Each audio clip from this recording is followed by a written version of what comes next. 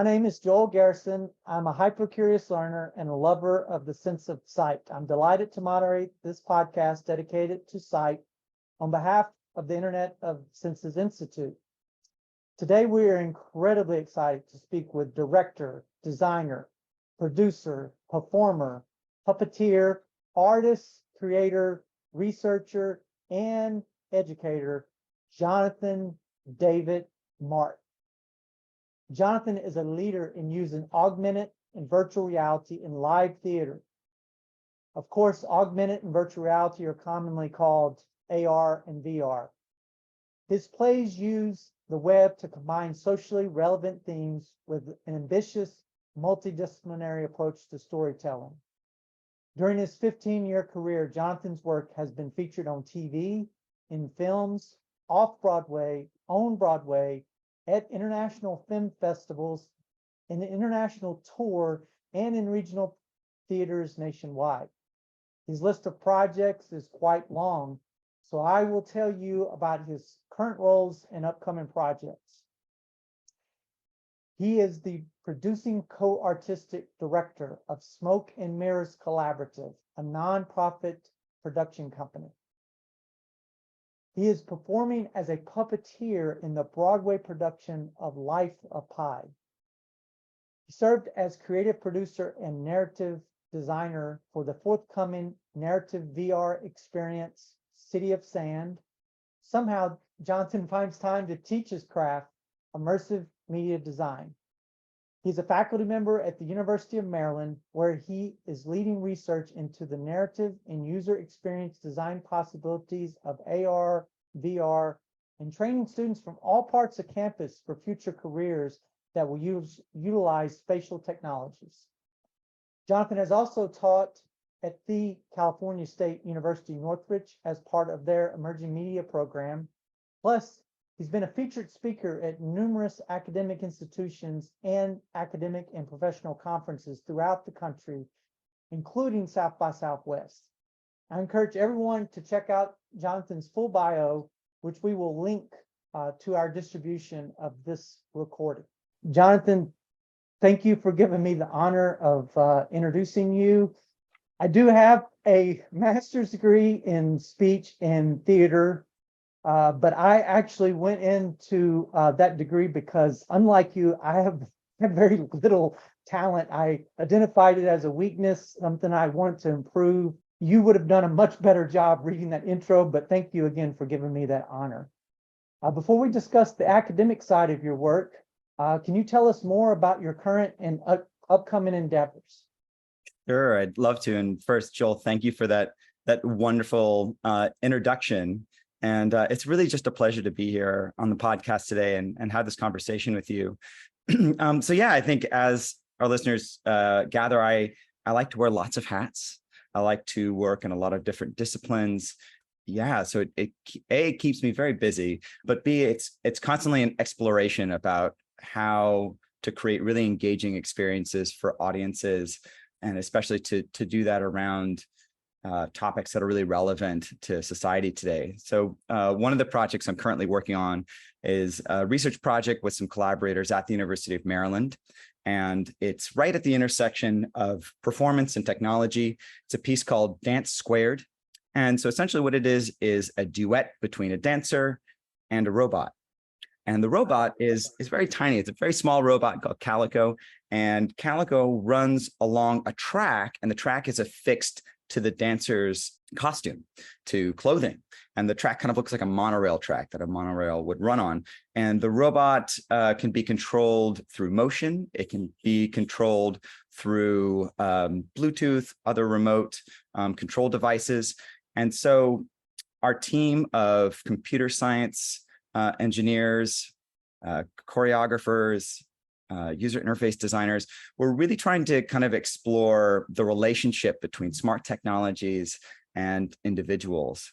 And we're very influenced by square dancing. So in square dancing, you have a caller who calls out the next move in a piece of square dance choreography. So the dancers don't always know what's going to happen next.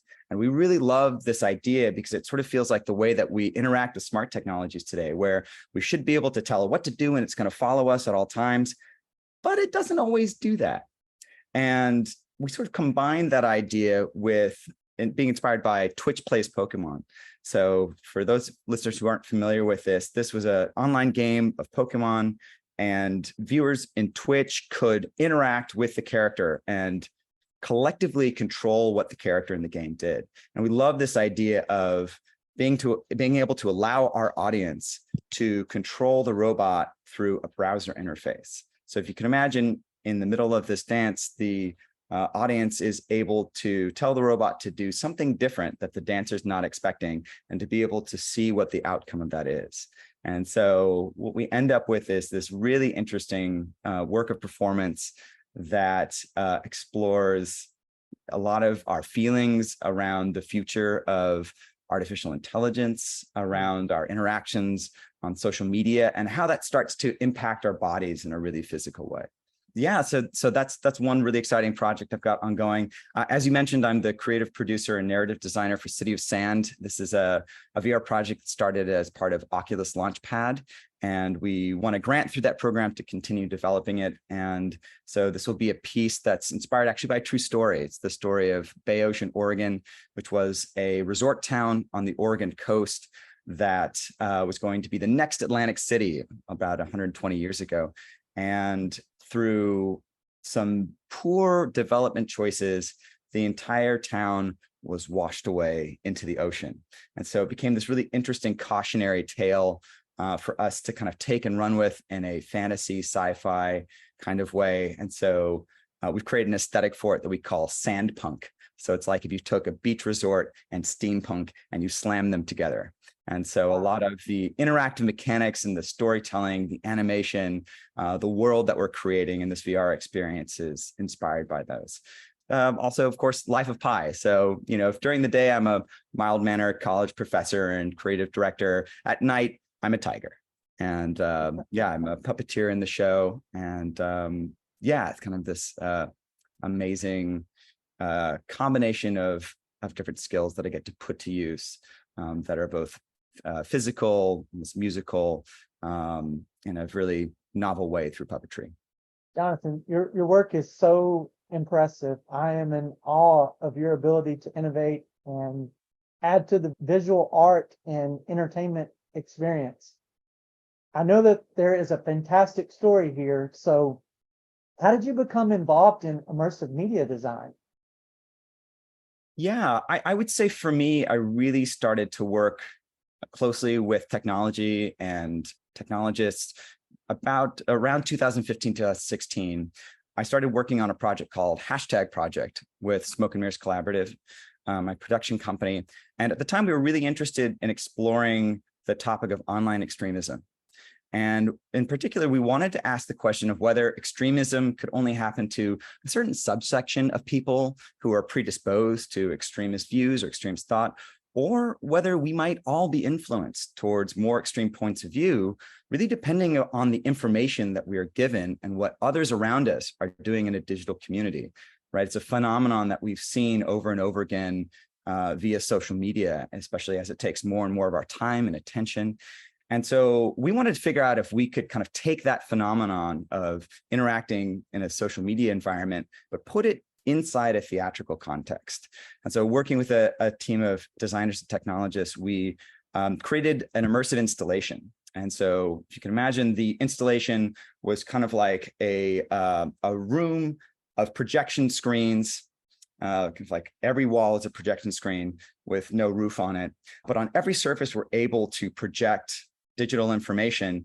And then the audience is able to collectively interact with the visual information they're seeing on the walls through motion sensors. And so the kind of storyline that we're roughing out is that they're on a social media platform and they can interact through games and answering questions with the information they're seeing on the screens in order to support a cause. And the cause is kind of a pro-social cause, but as they find out more information about what's going on, there starts to be some cracks in the narrative and in the story that they've been given. And the question we're kind of exploring is, how far along will people support a cause, even as they start to find information that maybe runs counter to what they thought they were supporting?